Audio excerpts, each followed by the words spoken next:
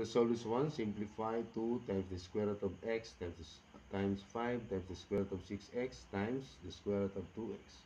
Gawin natin dito, we have to multiply the numerical coefficient. 2 times 5 times 1, so that is 10. Okay, times, multiply din natin itong radical.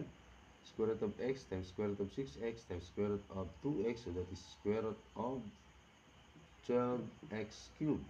Okay, so equals 10 times, i-factor natin itong square root of 12x cubed, so that is square root of 4 times square root of 3 times square root of x squared times square root of x.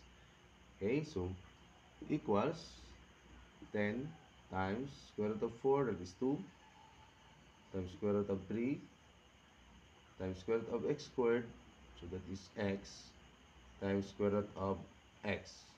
So equals 10 times 2, that is 20. Dito natin na times x, so that is x, tapos times square root of 3 times x, so that is 3x. So therefore, sa choices natin, letter C is the correct answer.